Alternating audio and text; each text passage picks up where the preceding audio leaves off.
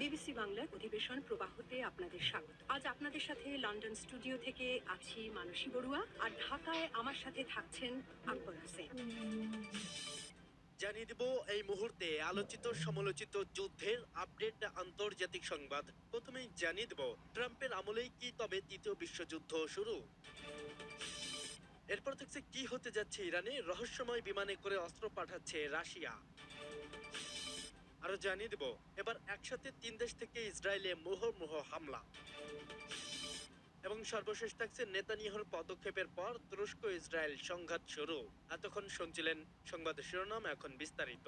তবে তার আগে অনুরোধ থাকবে এই ভিডিওটিতে একটি লাইক এবং কমেন্ট করে জানিয়ে দিন কোন জেলা থেকে বা কোথা থেকে আপনি আমাদের এই ভিডিওটি দেখছেন এবং শুনছেন।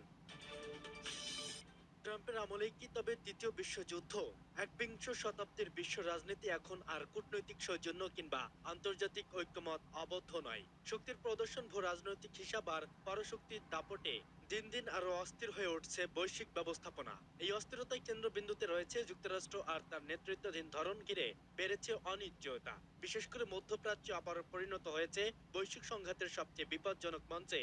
গাজা যুদ্ধ এখন আর শুধু ইসরায়েল ফিলিস্তিনের মধ্যেই সীমাবদ্ধ নয়, এর উত্তাপ ছড়িয়ে পড়েছে ইরান, লেবানন, সিরিয়া ও ইয়েমেন জুড়ে। হুতি বিদ্রোহীদের হামলা, লোহিত সাগরে বাণিজ্যিক জাহাজ চলাচলে বাধা আর তার জবাবেই সামরিক প্রতিক্রিয়া, সব মিলিয়ে একটি ভুল সিদ্ধান্তই গোটা অঞ্চলকে ঠেলে দিতে পারবে সর্বাত্মক যুদ্ধের দিকে। একই সঙ্গে ইউরোপের পূর্ব প্রান্তে রাশিয়া ইউক্রেন সংঘাত এখনো অমীমাংসিত। ন্যাটো রাশিয়ার শক্তির ভারসাম্য, অস্ত্র সরবরাহ এবং নিষেধাজ্ঞার রাজনীতি যুদ্ধ থামানোর বদলে তাকে আরো জটিল করে তুলছে। বিশ্লেষকদের মতে এই যুদ্ধ এখন আর দুই দেশের সীমাবদ্ধ নয়, এটি পরিণত হয়েছে পরশক্তির প্রভাব বিস্তারের এক বক্সের যুদ্ধে, যেখানে এক পাশে রাশিয়া আর অন্য পাশে পুরো পশ্চিমা বিশ্ব। অন্যদিকে ইন্দো প্যাসিফিক অঞ্চল ক্রমে উত্তপ্ত হয়ে উঠছে। দক্ষিণ চীন সাগর, তাইওয়ান প্রশ্ন এবং যুক্তরাষ্ট্র চীনের কৌশলগত প্রতিদ্বন্দ্বিতা বিশ্বকে ঠেলে দিচ্ছে নতুন এক ঠান্ডা যুদ্ধের দিকে, যেখানে অর্থনীতি, প্রযুক্তি এবং সামরিক শক্তি সবই পরিণত হচ্ছে অস্ত্রে। এই বৈশ্বিক উত্তেজনার আগুনে ঘি ঢেলেছেন মার্কিন প্রেসিডেন্ট ডোনাল্ড ট্রাম্প। বর্তমান সময়ের বিশ্ব রাজনীতিতে যিনি সবচেয়ে বিতর্কিত ও ব্যাপারের নাম। ৭৯ বছর বয়সে মার্কিন প্রেসিডেন্ট দ্বিতীয় মেয়াদে ক্ষমতায় এসেছিলেন শান্তির বার্তা নিয়ে। প্রতিশ্রুতি দিয়েছিলেন রাশিয়া ইউক্রেন যুদ্ধ থেকে শুরু করে গাজা ইসরায়েলি আগ্রাসন সহ বিশ্বজুড়ে চলমান সংঘাতগুলো বন্ধ করবেন। কিন্তু ক্ষমতায় এসে বাস্তবতা যেন গেল ঠিক উল্টো পথে। কোথাও কোথাও মধ্যপ্রাচ্যের ভূমিকা রাখলেও সামগ্রিকভাবে বিশ্বকে যেন তিনি ঠেলে দিচ্ছেন আরো বড় কোনো বিপর্যয়ের দিকে।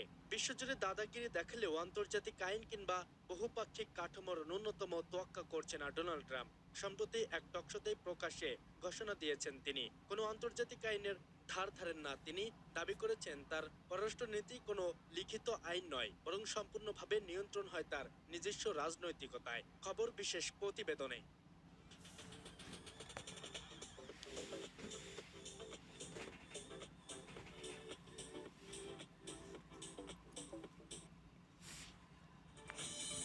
কি হতে যাচ্ছে ইরানের, রহস্যময় বিমানে করে অস্ত্র পাঠাচ্ছে রাশিয়া।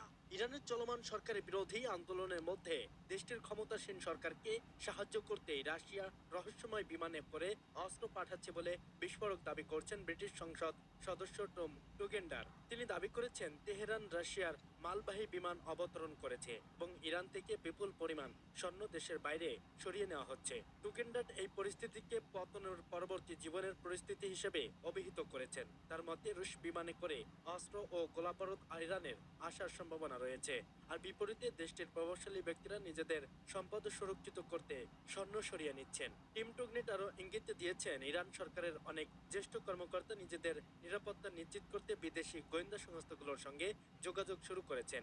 সেই সাথে তারা গুরুত্বপূর্ণ গোপন তথ্য পাচার করছেন। তার মধ্যে ইরানি নেতৃত্বের মধ্যে এখন চরম অবিশ্বাস ও আতঙ্ক কাজ করছে, যেখানে প্রত্যেকেই নিজেদের জন্য নিরাপদ আশ্রয় সন্ধান করছে। এই পরিস্থিতিতে ইরানের সর্বোচ্চ ধর্মীয় নেতা আয়াতুল্লাহ আলী খামেনি স্পষ্ট করে বলেছেন আত্মঘাতমূলক কর্মকাণ্ডে ইরান নতি স্বীকার করবে না। তিনি বলেন মার্কিন প্রেসিডেন্ট ডোনাল্ড ট্রাম্পের হাতে ১,০০০-এর বেশি ইরানি রক্ত লেগে আছে। ১৯৭৯ সালের বিপ্লবের মাধ্যমে ইরানের সাম্রাজ্যবাদী শাসনের যেমন পতন ঘটেছিল, ট্রাম্পের জন্য তেমন পরিণতি অপেক্ষা করছে। এবার একসাথে ৩ দেশ থেকে ইসরায়েলি হামলা। ইরান ইসরায়েল যুদ্ধ ছড়িয়ে পড়েছে গোটা মধ্যপ্রাচ্যে। ৩ দেশ থেকে ইসরায়েলি হামলা চালানো হচ্ছে। একই সাথে ৩ দিক থেকে ইসরায়েলের দিকে ধেয়ে আসছে মিসাইল, ড্রোন আর গোলাবারুদের ঝড়। এই মুহূর্তে যুদ্ধ যেন ইসরায়েলকে ঘিরে এক সর্বাত্মক আগুনে পরিণত হচ্ছে।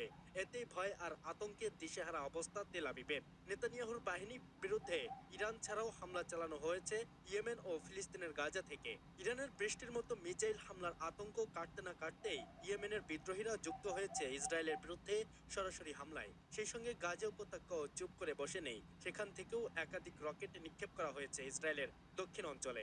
ইসরায়েলের প্রতিরক্ষা বাহিনী জানায় ইয়েমেন থেকে ছোড়া একটি ব্যালিস্টিক মিসাইল তাদের আকাশসীমায় ঢুকতেই জেরুজালেম ও পশ্চিম তীর জুড়ে বেজে ওঠে বিপদ সংকেত। মুহূর্তেই আতঙ্ক ছড়িয়ে পড়ে দেশ জুড়ে। তবে মিসাইলটি তাদের আকাশসীমায় ঢুকতেই সেটি ভূপাতিত করার চেষ্টা করা হয়েছে। অন্যদিকে গাজা উপত্যকা থেকেও একযোগে বেশ কয়েকটি রকেট ছোড়া হয় ইসরায়েলের আশকেলন, সেদ্র ও বেহেরশেবা অঞ্চলে। কয়েকটি রকেট ইসরায়েলের আয়রনড্রোম প্রতিরক্ষা ব্যবস্থা ঠেকিয়ে দেয়। তবে দুটি রকেট আবাসিক এলাকায় আঘাত আনায় 5 জন ইসরায়েলি আহত হয়েছে বলে জানা গেছে। তবে উত্তেজনার কেন্দ্রে এখনো রয়েছে ইরান। শুক্রবার ভোর রাতে দেশটিতে অপারেশন রাইজিং লায়ন নামে আংশিক সামরিক অভিযান চালায় ইসরায়েল। এই হামলার লক্ষ্যবস্তু ছিল তেহরানের সামরিক ঘাঁটি, পরমাণু স্থাপনা ও ক্ষেপণাস্ত্র কারখানা। সামরিক বিশ্লেষকরা বলছেন ইসরায়েলের 3 দিক থেকে একযোগে হামলা মধ্যপ্রাচ্যের সংঘাতকে এক ভয়ঙ্কর রূপ দিতে চাইছে। বিশেষত ইয়েমেন ও গাজার সক্রিয় অংশগ্রহণ যুদ্ধের জাল ছড়িয়ে পড়তে পারে আরব বিশ্বের অধিকাংশ অঞ্চলে। নেতানিয়াহুর পদক্ষেপের পর তুরস্ক ইসরায়েল সংঘাত শুরু। তুরস্ক বনাম ইসরায়েল আফ্রিকার নতুন খেলা। যখন সারা দুনিয়া ভেনেজুয়েলা, ইরান আর গ্রিনল্যান্ড নিয়ে ব্যস্ত, ঠিক তখনই আফ্রিকার এক কোণে শুরু হচ্ছে এক গুপ্ত কিন্তু অত্যন্ত গুরুত্বপূর্ণ সংঘাত। এই সংঘাতটি তুরস্ক এবং ইসরায়েলের। এটা শুধু অর্থনীতি বা কূটনীতি নয়, এটা সামরিক গোয়েন্দা এবং শক্তির খেলা। জানুয়ারি 6 তারিখ তুরস্কের গোয়েন্দার প্রধান ইব্রাহিম কালিন ঘোষণা করলেন পুরো আফ্রিকা এখন তুরস্কের কৌশলগত অগ্রাধিকার। এই ঘোষণা এসেছে ঠিক কয়েক সপ্তাহ পর, যখন ইসরায়েল প্রথমবারের মতো সোমালিল্যান্ডকে স্বাধীন রাষ্ট্র হিসাবে স্বীকৃতি দিল। সোমালিল্যান্ড হলো এমন একটি অঞ্চল যা দশকের পর দশক ধরে স্বশাসিত, কিন্তু আনুষ্ঠানিকভাবে সোমালিয়ার অংশ।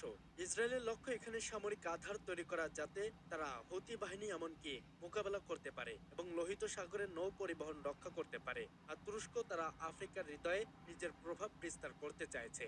শক্তি, অর্থনীতি এবং কূটনীতিতে সামঞ্জস্য বজায় রাখে। তুরস্ক শুধু বাণিজ্যিকভাবে নয়, সামরিক ও গোয়েন্দার দিকেও সক্রিয়। তারা সরবরাহ করছে বাইরাক্তর টিভি-2 ড্রোন, প্রশিক্ষণ দিচ্ছে আফ্রিকার সামরিক বাহিনী। লিবিয়া, সোমালিয়া, সুদান এসব জায়গায় তুরস্কের কার্যক্রম ইতিবাচক ফল দিচ্ছে। তুরস্কের বাণিজ্য আফ্রিকার সঙ্গে 2003 সালে 8 গুণ বৃদ্ধি পেয়ে 2022 সালে $40.7 বিলিয়ন পৌঁছেছে। দূতাবাসের সংখ্যা বেড়েছে 12 থেকে 44। এটি শুধু অর্থনৈতিক প্রভাব নয়, সামরিক ও নিরাপত্তার প্রভাবও। ইসরায়েলের সোমালিল্যান্ড স্বীকৃতি তুরস্কের প্রভাবকে সরাসরি চ্যালেঞ্জ করছে। সোমালিয়া এই স্বীকৃতিকে অবৈধ ঘোষণা করেছে। তুরস্ক, মিশর এবং জিবুতি একসঙ্গে দাঁড়িয়ে ইসরায়েলের পদক্ষেপের বিরুদ্ধে কঠোর প্রতিবাদ জানিয়েছে। তুরস্ক আফ্রিকায় বিনিয়োগ করছে অবকাঠামো, মানসিক সহায়তা, সামরিক প্রশিক্ষণ এবং কূটনৈতিক সমর্থন দিয়ে। এটি শুধু সহমর্যাদা নয়, বরং দীর্ঘমেয়াদী কৌশলগত পরিকল্পনা। আফ্রিকায় শুরু হয়েছে নতুন গ্রেট গ্রেম সেহেল অঞ্চল, হর্ন অফ আফ্রিকা। এখানে তুরস্কের গোয়েন্দা কার্যক্রম, বিশেষ বাহিনী প্রশিক্ষণ এবং গোপন অভিযান বাড়ছে।